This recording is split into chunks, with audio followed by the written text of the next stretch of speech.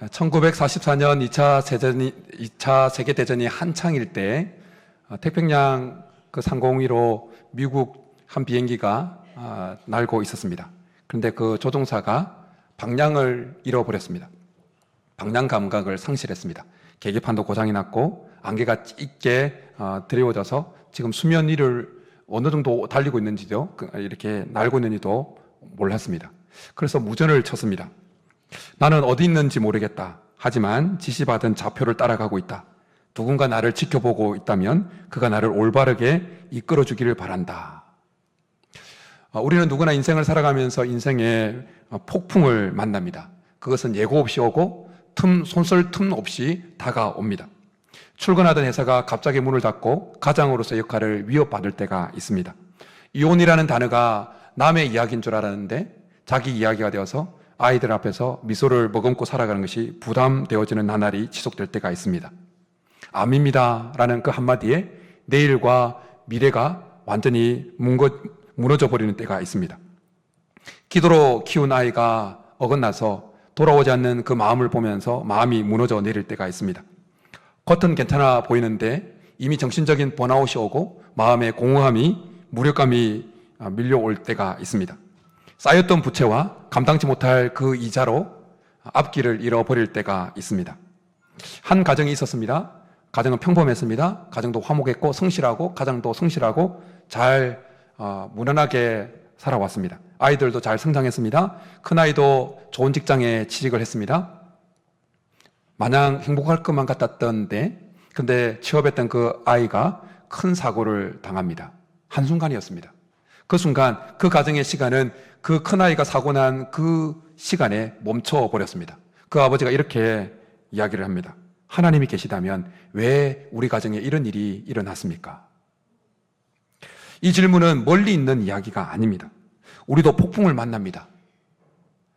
인생의 폭풍의 양상은 모양은 다 다르지만 우리에게는 폭풍이 찾아옵니다. 그리고 그 순간에 우리는 동일하게 질문합니다. 하나님이 계신가? 하나님이 살아계신가? 하나님은 과연 나에게 관심이 있는가? 하나님은 나의 기도를 들으시는 분인가? 오늘 본문 이 시편 56편은 이런 질문 앞에 선 한 사람의 신앙 고백입니다. 시편 56편은 다윗이 블레셋 땅 가드라고 하는 도시에 가서 블레셋 사람들에게 잡혔을 때 쓴 시입니다. 우리 오늘 이 다윗의 시를 통해서 우리가 인생을 살아가면서 만나게 되어지는 그 폭풍 한 가운데서 두려움에 휩싸일 때 어떻게 해야 되는지 함께 배우고자 합니다. 오늘 이 시편은 사무엘상 21장 10절부터 15절에 그 배경이 아주 자세하게 잘 나와 있습니다. 다윗이 사울을 피해서 블레셋 땅의 한 도시인 가드라는 곳으로 도망을 가게 되어집니다. 그런데 그 블레셋 사람들에게 붙잡히게 되어집니다. 다윗이 도망갔던 그 블레셋 이 가드는 어떤 곳입니까? 얼마 전에 죽였던 그 골리앗의 고향이었습니다. 그러니까 이 상황은 아이러니하게도 지금 자기가 죽인 그 골리앗의 고향에 그 골리앗의 칼을 들고 있는 상태에서 붙잡혔다라는 것입니다. 생각해 보십시오. 자신을 죽이려고 하는 사울의 칼날을 피해서 도망친 곳이 원수의 땅이었습니다. 적진이었습니다. 사울이 죽이려고 하는 그 칼날을 피해서 숨고 싶었고 피할 곳을 찾아서 갔는데 더 큰 두려움, 더 큰 위협 앞에 서게 되었다는 것입니다. 인생의 폭풍은 그렇게 다가옵니다. 숨을 곳이라고 믿었던 자리, 안전할 줄 알았던 관계, 믿었던 직장, 쌓아온 재정, 이런 것들이 한순간에 무너져 버리는 때가 있다는 것입니다. 다윗에게 그런 것이 찾아왔다는 것입니다. 사무엘상 21장에 보면 그 가드 땅에 갔을 때 블레셋 사람들이 다윗을 잡고는 이렇게 말했습니다. 다윗이 장차 사울을 이어 왕이 될 자다. 이 말하는 것을 다윗이 들었을 때 다윗은 직감했습니다. 큰일 났구나. 아기스 왕 앞에서, 가드 왕 아기스 앞에서 다윗은 살기 위해서 이제 대문짝을 긁고 그리고 침을 이 수염에 흘러내립니다. 다윗이 가드에 붙잡혔던 그 순간은 단순히 불안한 정도의 순간이 아니었습니다. 극한 공포를 느끼는 순간이었습니다. 심히 두려워했다라고 사무엘상에서는 말씀하고 있습니다. 극한 공포, 원어적으로 보면 심히 두려웠다고 하는 것이 극한 공포를 뜻하는 단어가 사용되어졌습니다. 다윗은 자신의 목숨이 경각에 달렸다는 것을 직감적으로 알았습니다. 존재를 위협하는 극단적인 그 공포와 두려움이 밀려온 것입니다. 그리고 그런 풍랑 속에서, 폭풍 속에서, 위기 속에서 다윗은 이제 용사에서, 전사에서 미치광이로 자기 신분과 자존감의 붕괴를 경험하게 되어집니다. 다윗은 우리가 잘 알고 있는 대로 이스라엘의 골리앗을 쓰러뜨린 민족의 영웅이었습니다.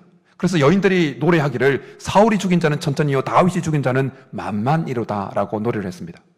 그랬던 다윗이 지금은 수염에 침을 흘리고 있으면서 미친 척하고 해야 되는 상황이었다는 것입니다. 다윗은 그 위기 속에서 극단적인 그 공포, 그리고 자기 신분과 자존감의 붕괴에 이어서 하나님의 약속과 현실 사이에 극한 괴리를 느끼고 있었습니다. 다윗은 이미 사울을 이어서 왕이 될 것이라고 기름 부음을 받은 자였습니다. 그리고 다윗은 그 꿈을, 그 약속을 품고 살아왔던 자였습니다. 그런데 지금 현실은 어떻습니까? 미친 사람처럼 침을 흘리고 있어야 되는 상황이었습니다. 하나님이 과연 나를 기억하고 계시는가? 과연 내가 왕이 될 것인가? 그때 사무엘을 통해서 기름 부음 받은 것이 과연 진짜인가? 이런 의문이 다윗 속에 밀려왔을 것입니다.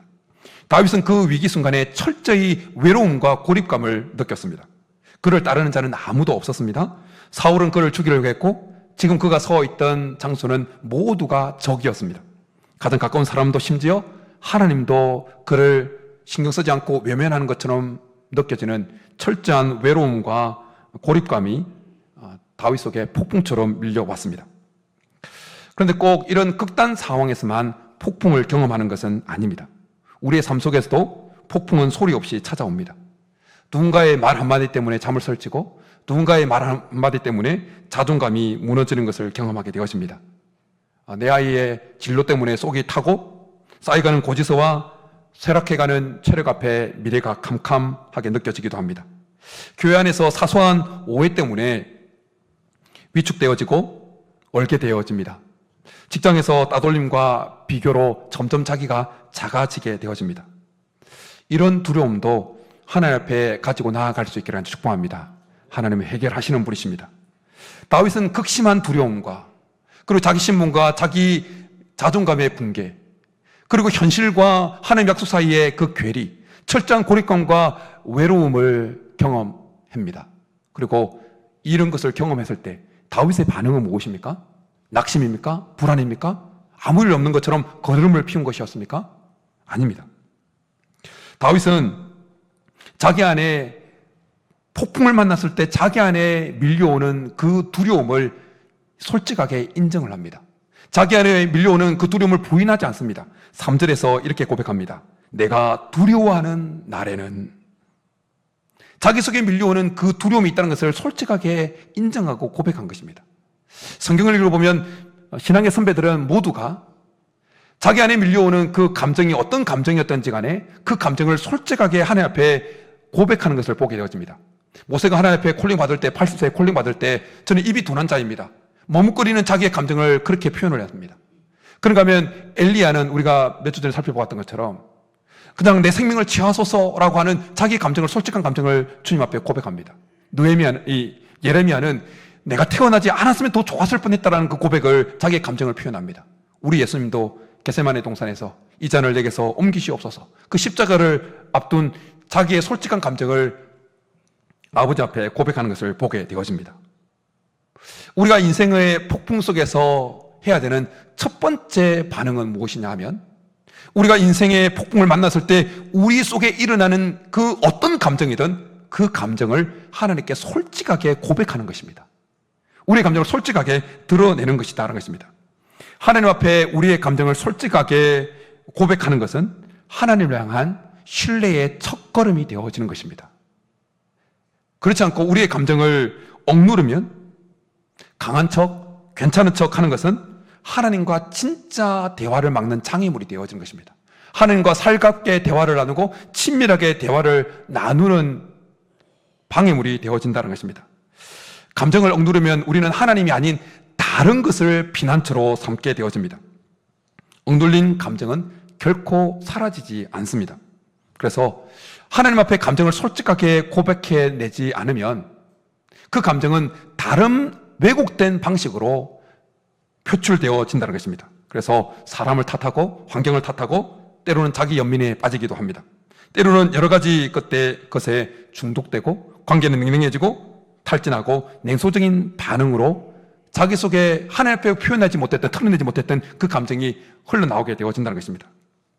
심리학적으로도 감정을 억압하는 것은 우울증, 불안장애, 두통, 복통, 피로감, 소화 불량 등과 밀접하게 관련이 있다는 것입니다. 감정을 자기 안에 밀려오는 인생의 폭풍을 만났을 때 자기 안에 일어나는 그 감정들을 제대로 표현하지 못하면, 하나님 앞에 토로해내지 못하면, 자꾸 그 감정을 억누르면 심지어 심혈관 질환 그 위험도 높아진다는 것입니다. 여러분, 감정을 억누른다고 감정이 사라지는 것이 아닙니다. 감정을 억누르면 그 감정이 우리 내면에서 내재화되어서 차곡차곡 쌓이는 것입니다. 그럼 어떻게 됩니까? 한계치의 인계점을 넘어가면 팡 떠지는 겁니다. 부부 사이에 뭔가 감정이 쌓이지 않습니까? 근데 그 감정을 빨리빨리 풀어내야 되는 거예요. 풀지 않고 점점 계속 쌓아가면 어떻게 됩니까? 갑자기 도장 찍자고 그러는 거예요. 갑자기 도장 찍자. 지금 일본의 후지산, 알고 있는 대로 후지산이 지금 화산 폭발 위험을 자꾸 불안해하는 일본 시민들이 많습니다. 보도가 돼가지고. 왜냐하면 지금 터질 것 같은데 안 터지고 계속 지금 그 안에 마그마가 계속 커져가니까, 쌓여가니까 이게 터지면 큰일 난다고 생각하는 거예요. 좀 작게 화산이 터지면 안전할 텐데 안 터지고 그냥 계속 마그마를 키워가니까 불안한 겁니다. 도쿄 다 쓸어버리는 거예요. 일본 싫어하는 분들은 아사 이렇게 하겠지만 그런 마음 가지면 안 됩니다. 그런 마음 가지면 안 돼. 어쨌든 우리 안에 감정이, 인생의 폭풍을 만났을 때 우리 안에 어떤 감정이든 폭풍을 만났을 때 별로 좋은 감정은 생기지 않습니다. 그 감정이 올 때 그 감정을 쏟아내지 못하면 그것이 계속 내재화되어서 쌓여가면서 결국 왜곡된 방법으로 빵 터뜨려지는 겁니다. 그럼 큰일 나는 겁니다. 혹시 우리 중에 하나님 앞에 우리의 감정을 솔직히 드러내지 못하고 계시는 분은 없으십니까? 하지만 그 감정들을 하나님 앞에 솔직하게 가지고 나가면 하나님은 그 감정을 받아주시고 우리에게 해석해 주시고 말씀으로 새 방향을 주실 줄 믿습니다. 마음이 무거우면 무겁다고 말씀하십시오. 힘들면 힘들다고 말씀하십시오. 낙심이 되면 낙심이 된다고 말씀하십시오. 불안하면 불안하다고 말씀하십시오. 화가 나면 화가 난다고 하나님 앞에 말씀하십시오. 하나님, 저는 이것 때문에 너무 힘듭니다라고 말이나 혹은 영적 일기 쓰는 것처럼 그 기도문을 쓰는 훈련을 해보십시오. 다윗은 성령의 감동하심을 입어서 시편 62편에서 이렇게 우리에게 권면해 주고 있습니다. 백성들아, 시시로 그를 의지하고 그의 앞에 마음을 토하라. 하나님 우리의 피난처시로다. 하나님, 우리가 우리의 감정까지 하나님 앞에 드러내는 인격적인 관계를 원하십니다. 하나님은 단순히 능력의 신이 아니라 우리의 아버지가 되십니다. 한 성도가 있었습니다. 그 성도님은 늘 하나님 앞에 하나님 홀로 영광 받으시옵소서, 하나님 감사합니다, 그런 기도만을 늘 드리면서 신앙생활을 해 오셨다는 거예요. 그런데 어느 날 갑자기 실직을 당하고 자녀의 문제가 생긴 겁니다. 그리고 마음이 무너져 내리는 상황에서 하나님 앞에 기도의 자리에 나간 거예요. 그리고 솔직하게 자기의 감정을 이렇게 드러냈다는 거예요. 하나님, 너무 외롭고 무섭습니다. 더 이상 견딜 힘이 없습니다. 하나님 어디 계십니까? 근데 그렇게 자기의 솔직한 감정을 털어놓자 자기가 그동안 한 번도 경험하지 못했던 하나님의 위로와 평안이 자기 속에 밀려오는 것을 경험하게 됐다는 거예요. 그리고 이렇게 간증했습니다. 감정을 숨길 땐 하나님도 멀리 계시는 것처럼 느껴졌는데 감정을 드러내니 하나님이 나보다 먼저 울고 계신 것 같이 느껴졌습니다. 심리학에서 애착 이론이라는 것이 있습니다. 어린아이가 불안감을 느낄 때 그 양육자가 그에게 반응하고 그를 꼭 안아주면 그 아이는 세상에 대해서 안정감을 느끼게 되어진다는 겁니다. 우리가 하나님 앞에 하나님을 우리의 아버지로 인식하고 그 하나님께 우리가 인생의 폭풍 가운데 만났을 때 우리의 마음에 밀려오는 어떤 감정이든 그 감정을 고백하고 나아갈 때, 솔직하게 드러내놓고 나아갈 때 우리는 하나님께 주시는 평안을 경험하게 될 줄 믿습니다. 그 시간을 통해서 우리는 정서적으로 하나님과, 아버지 하나님과 더 밀접한 애착을 경험하게 될 줄 믿습니다. 다윗은 자신이 만난 그 폭풍 속에서 자신의 밀려오는 그 감정을 하나님 앞에 솔직하게 드러내고 고백을 합니다. 그리고 그 감정에 믿음으로 반응합니다. 내가 두려워하는 날에는 3절, 내가 두려워하는 날에는 내가 주를 의지하리이다. 다윗은 인간적으로 가장 두렵고 힘든 상황에서 그에게 밀려오는 그 감정을 주님 앞에 표출하면서 믿음으로 반응했다는 것입니다. 설교를 시작하면서 언급했던 그 미국 비행기의 조종사, 보이진 않았지만 누군가 자기를 인도하고 있다고 믿고 그냥 쭉 나간 것입니다. 다윗도 인생의 폭풍을 만나서 하나님은 보이지 않지만 여전히 하나님은 살아계시면서 자기의 삶을 인도해 가고 있다고 믿고 그 하나님께 자기의 삶을 의탁하면서 믿음으로 따라가고 있었다는 것입니다. 3절에서 의지하리이다 라고 하는 이 단어로, 이 동사로 번역되어진 히브리어는 믿다, 확신하다, 담대하다, 안전하다라는 뜻을 가지고 있는 단어가 사용되어졌습니다. 그러니까 두려움이라고 하는 정반대의 의미를 가지고 있는 단어가 사용되어졌다는 것입니다. 이는 다윗이 환난과 어려움과 인생의 폭풍 속에서도 여전히 하나님을 믿는 믿음으로 담대히 나아가고 그리고 담대히 나아가겠다고 하는 결단을 보여주는 것입니다. 시편, 오늘 우리가 읽은 시편 전체를 읽어보면 의지한다는 이 표현이 6번이나 등장합니다. 이것이 무엇을 의미하겠습니까?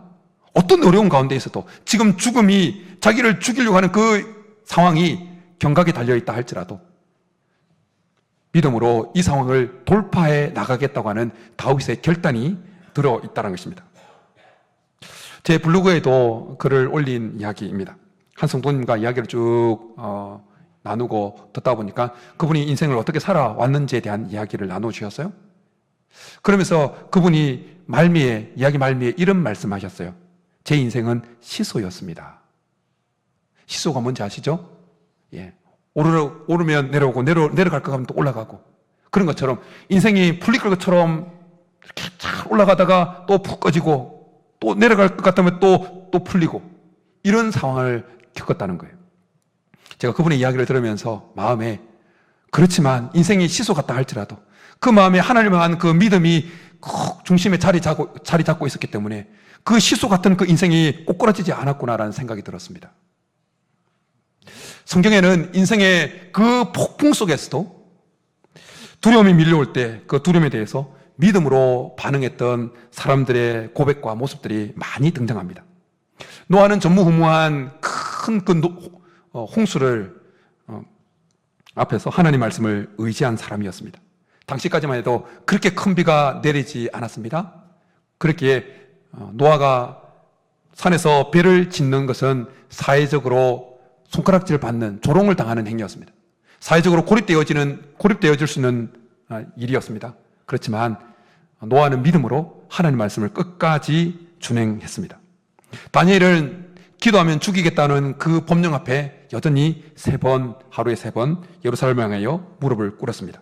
현실적으로 그냥 그렇게 계속했다가는 그의 인생의 시소가 내려갈 수밖에 없는 상황이었는데 믿음으로 다니엘은 반응을 합니다. 그래서 하나님께 어떻게 반응해 주십니까? 시소가 땅에 끝에 닿기 전에 천사를 보내어서 사자의 입을 막아 주십니다. 다니엘의 세 친구 사드락, 메삭, 아벳노고는 이 금신상 앞에 절하지 않겠다고 하는 그 상황 때문에 풀무불에 던져질 위기에 놓입니다. 그럼에도 불구하고 그들은 믿음으로 결단하고 고백합니다. 어떻게 고백합니까? 그렇게 하지 아니하실지라도 우리들은 왕의 신들을 섬기지 않냐고 왕 그 금신상에 절하지 않겠다고 고백을 합니다. 야곱은 형 에서에게 죽을 수 있다는 그 불안감에 야복강에서 하나님 앞에 붙들 씨름합니다. 자기에게 일어나는 그 불안한 그 감정을 숨기지 않냐고 하나님을 끝까지 매달리는 그 모습으로 자기의 솔직한 감정을 하나님 앞에 고백을 한 것입니다. 그랬을 때 그는 하나님과 겨루 이긴 자라는 이스라엘이라는 이름을 받게 되어집니다. 예수님 죽음 이후에 유대인들을 두려워해서 제자들이 다 숨어 있다가 오순절 마가다락방에서 성령을 경험하고 제자들은 믿음으로 담대하게 복음을 전하게 되어집니다. 그들을 두렵게 했던 환경은 여전히 그대로였습니다. 그러나 그들은 믿음으로 담대하게 나아간 것을 보게 되어집니다.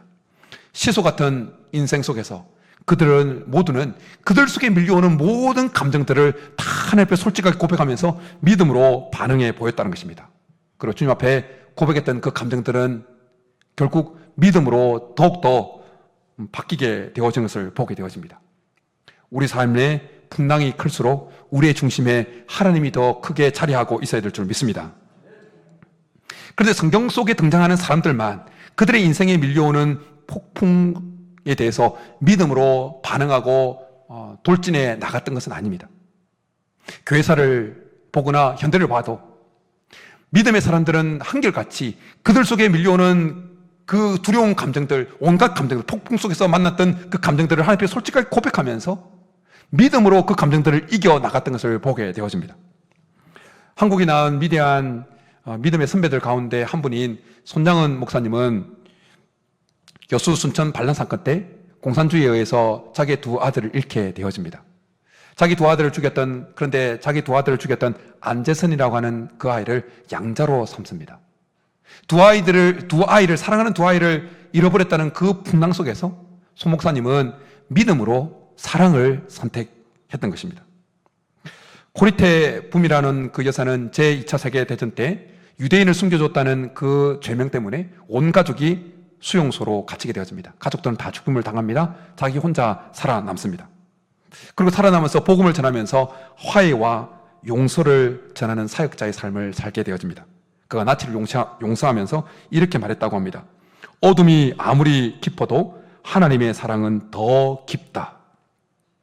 2010년 8월 5일 칠레의 한 광산에서 붕괴 사고가 일어나서 33명의 광부가 지하 700m 그 땅속에 갇히게 되어집니다. 그리고 69일 만에 구출되어지는 사건이 있었습니다. 다 기억하실 거예요? 영화로도 제작되어졌습니다.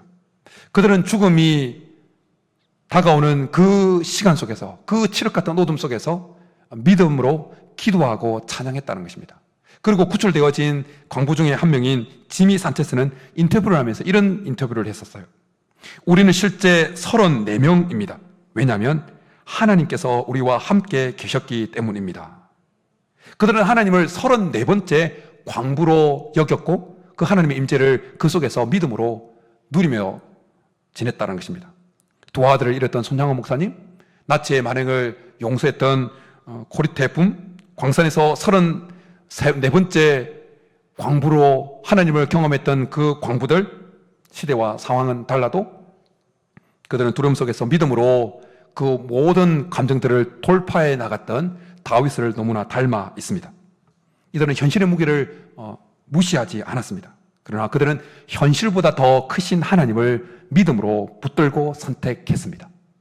오늘 다윗이 시편 56편 3절에서 고백하는 내가 두려워하는 날에는 내가 주를 의지하리이다 라고 하는 이 고백은 성경을 넘어서 시대를 넘어서 온 교회, 전 교회사에 흐르는 아주 도도하게 흐르는 신앙의 고백인 것입니다. 그리고 믿음의 사람들 속에 흐르고 있는 신앙의 고백인 것입니다. 사랑하는 성도 여러분, 다윗은 극심한 두려움, 그리고 자기 신분과 자기 자존감의 붕괴, 하나님의 약속과 현실 사이의 극한 괴리, 외로움과 고립감의 그 상황 속에서도 감정을 하나님 앞에 솔직하게 고백하면서 믿음으로 반응해 나갔습니다. 그런데 그것으로 끝난 것이 아니었습니다. 그 믿음의 반응에는 하나님께서 역사하신 결과가 따름을 오늘 다윗의 고백을 통해서 우리는 알게 되어집니다. 하나님 앞에 우리의 감정과 믿음을 그렇게 드린 자에게 하나님은 그냥 지나쳐 버리는 분이 아니십니다. 오늘 우리는 다윗의 고백을 통해서 우리가 인생의 폭풍을 만났을 때 하나님 앞에 우리에게 밀려오는 감정을 솔직하게 고백하고 믿음으로 그 감정을 돌파해 나가는 자에게 하나님께서 어떻게 역사하시는지 우리는 본문을 통해서 한 4가지 정도를 보게 되어집니다. 시간적으로 짧게만 살펴보겠습니다.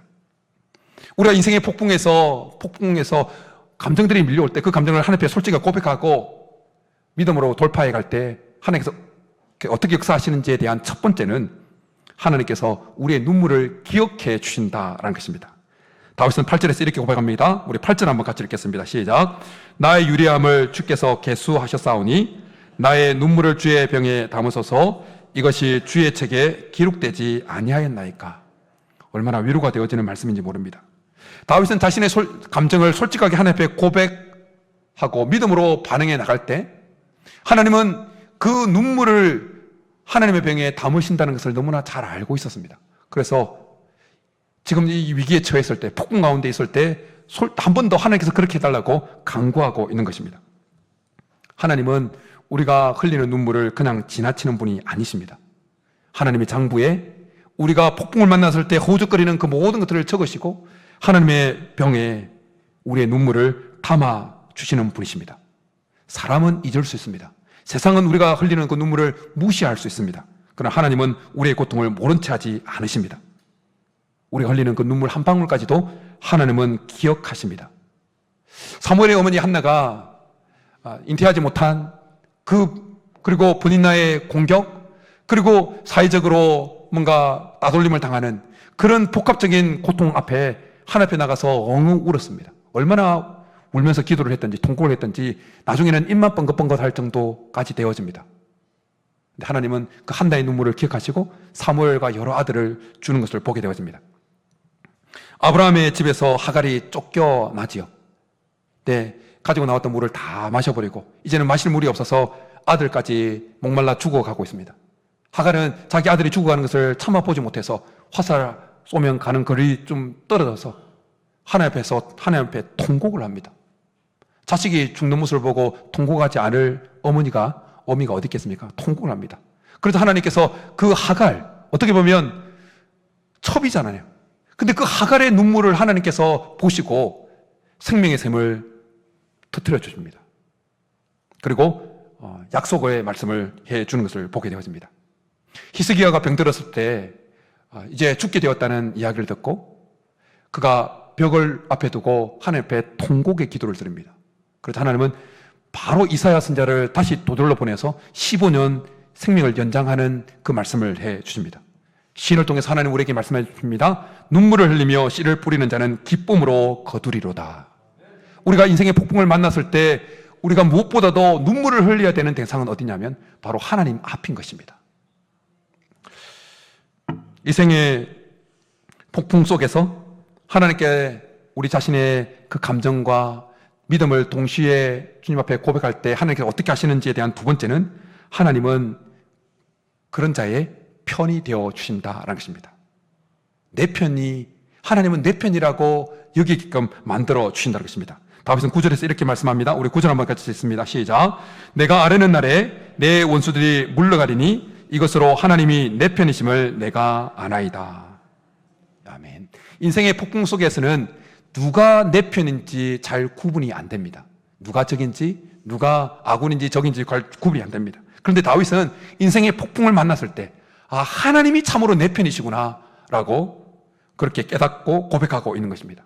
다윗이 여기서 내 편이라고 말할 때 그것은 단순히 나를 좋아하는 정도의 편이라는 의미가 아닙니다.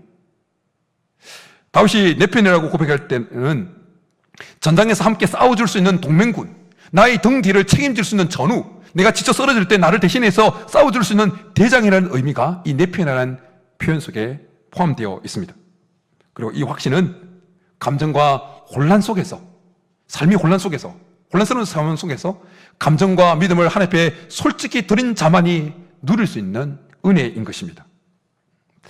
이 은혜를 우리 성도들이 누릴 수 있기를 축복합니다. 인생의 이 폭풍 속에서 우리의 감정과 믿음을 주님 앞에 동시에 드린 자에게 하나님께서 어떻게 역사하시는지에 대한 세 번째는 하나님께서 우리를 찬송의 사람으로 회복시켜 주신다는 것입니다. 다윗은 4절과 10절에서 이렇게 고백합니다. 우리 4절만 같이 한번 읽겠습니다. 시작. 내가 하나님을 의지하고 그 말씀을 찬송하올지라 내가 하나님을 의지하여 싸운즉 두려워하지 아니하리니 혈육을 가진 사람이 내게 어찌하리이까. 다윗은 두려움을 노래로 바꿉니다. 눈물을 찬양으로 바꿉니다. 두려움을 기도로 바꿉니다. 하나님께 감정을 고백하고 믿음으로 반응하는 사람은 불평의 사람에서 찬송의 사람으로 하나님께서 바꿔주게 하신다는 것입니다. 더 이상 상황을 탓하지 않습니다. 더 이상 두려움에 사로잡히지 않습니다. 하나님을 높입니다. 더 이상 자기 중심적인 언어에 사로잡히지 않냐고 하나님 중심적인 언어를 사용하게 되어집니다. 찬송은 단순히 노래가 아닙니다. 하나님께 감정을 드리고 믿음으로 반응한 자에게 하나님께서 회복하신다고 하는 그 회복의 징표가 찬송인 것입니다. 저는 우리 성도님들 삶 속에 날마다 찬송을 하나님께서 허락해 주시기를 축복합니다. 인생의 폭풍 속에서 우리에게 밀려오는 그 감정을 솔직하게 고백하고 믿음으로 그 감정을 돌파해 나갈 때 하나님께서 어떻게 역사하시는지에 대한 마지막은 앞으로의 걸음을 인도하신다라는 것입니다. 다음은 13절에서 마지막으로 이렇게 고백합니다. 우리 13절 마지막 같이 고백합니다. 시작. 주께서 내 생명을 사망에서 건지셨습니다. 주께서 나로 하나님 앞 생명의 빛에 다니게 하시려고 실족하지 아니하게 하지 아니하셨나이까. 하나님 앞에 다닌다라는 표현은 그냥 이런 하나님 앞에 다닌다 이런 의미가 아니라 하나님께서 동행해 주신다. 하나님께서 하나님의 임재 가운데 살아가게 되어진다라는 의미입니다. 오늘 생명의 빛에 다니게 하신다고 말씀합니다. 하나님께서 우리가 폭풍 가운데 있을 때는 앞에 보이지 않습니다. 어디로 가야 될지. 근데 우리가 솔직하게 감정을 표현하고 그 감정을 믿음으로 돌파해 갈 때 하나님은 생명의 빛을 비추셔서 우리가 어디로 가야 될지, 어디로 다음 스텝을 밟아야 될지 보여주시는 은혜를 베풀어 주신다는 것입니다. 사랑하는 성도 여러분, 폭풍은 누구에게나 다가옵니다. 근데 중요한 것은 그 폭풍을 어떻게 헤쳐나가느냐입니다. 감정을 숨기지 마시고 하나님 앞에 그 감정을 솔직하게 고백할 수 있기를 축복합니다. 그리고 믿음으로 그 감정을 돌파해 나갈 수 있기를 축복합니다. 하나님께서 반드시 찬송으로 우리의 가운데 역사하실 줄 믿습니다. 앞서 행하실 줄 믿습니다. 하나님께서 우리의 편이 되어 주실 줄 믿습니다. 이런 은혜를 풍성히 경험할 수 있기를 주님으로 축복합니다. 이 시간 우리 말씀 생각하면서 주님이 나의 모습을 보시고 눈물을 아시고 나의 상처를 아신다고 고백하면서 주님 앞에 고백하며 나아가겠습니다.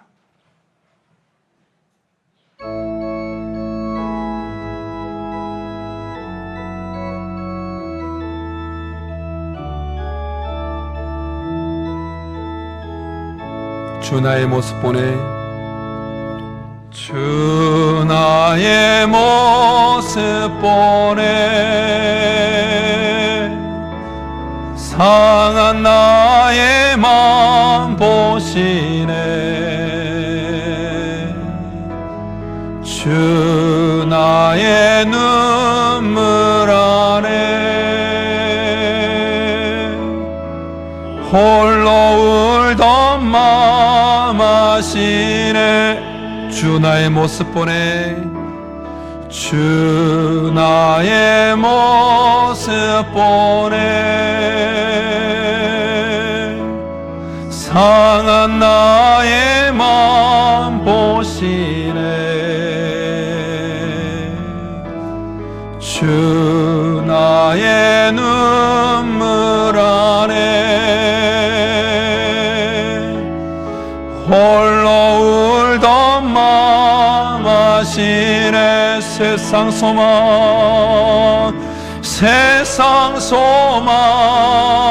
다 사라져가도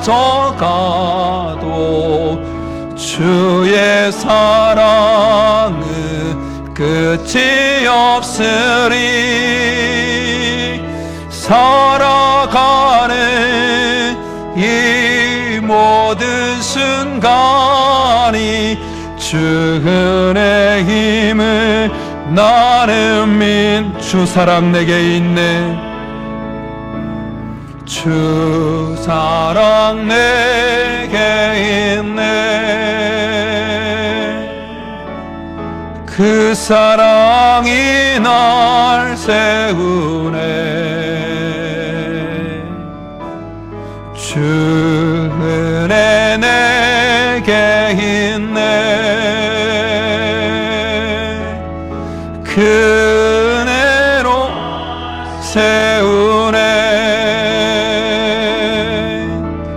세상 소망 다 사라져가도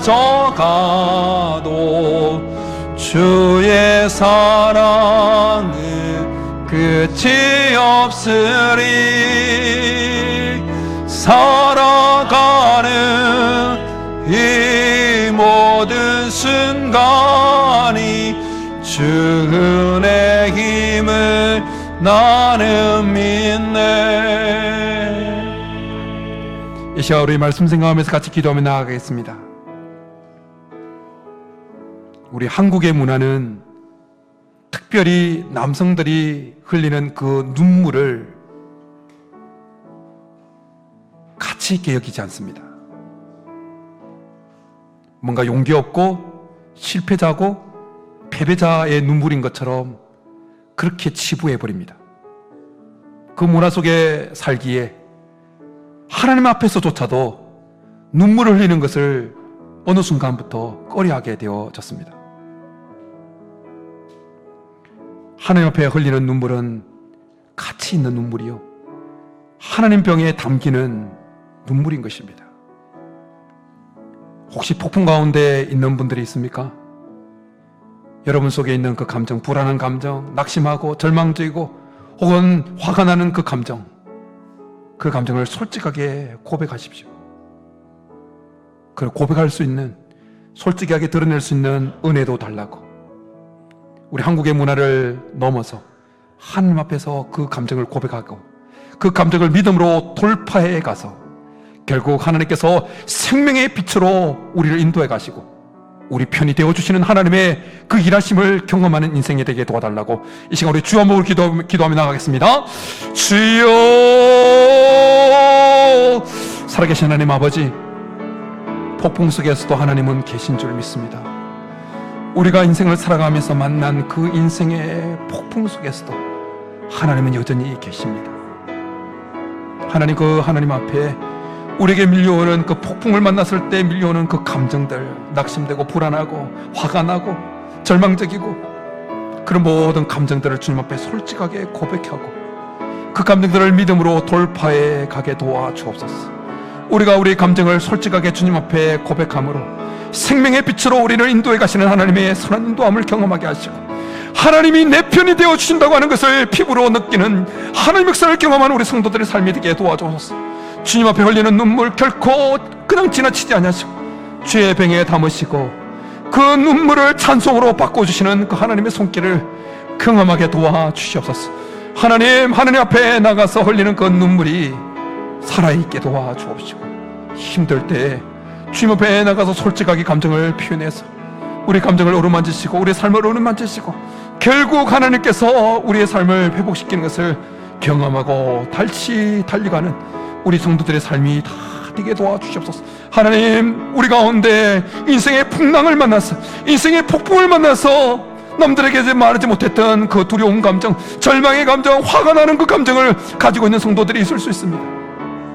주님이 우리 성도들의 지금 처해 있는 폭풍 속에 있는 그 상황, 폭풍 속에서 그 마음을 감싸고 있는 그 심령 속에 밀려온 그 감정이 무엇인지 너무나 잘 알고 있사오니 주님 그 감정을 터치하여 주시고 그 감정을 해결하여 주시고 믿음으로 돌파할 수 있게 은혜를 베풀어 주옵시옵소서. 살아계신 하나님 아버지, 폭풍 속에서도 여전히 하나님이 살아계셔서 감사합니다. 우리가 인생을 살아가면서 우리가 원하지 않은 폭풍을 만난다 할지라도 그래서 그 폭풍 속에 우리의 마음속에 숱한 감정들이 밀려올 때 그 감정을 아무것도 아닌 것처럼 괜찮은 것처럼 강한 척 억누른 것이 아니라 하나님 앞에 솔직하게 그 감정을 토로하고 믿음으로 그 감정을 돌파해내어서 생명의 빛으로 인도해 가시는 하나님의 선한 인도함을 경험하고 하나님이 내 편이라는 사실을 우리 삶 가운데 피부로 진하게 경험하는 우리 성도들의 모든 삶이 되게 도와 주옵소서. 그렇게 주실 줄 믿고 감사를 드리며 예수님의 이름으로 축복하며 기도드립니다. 아멘.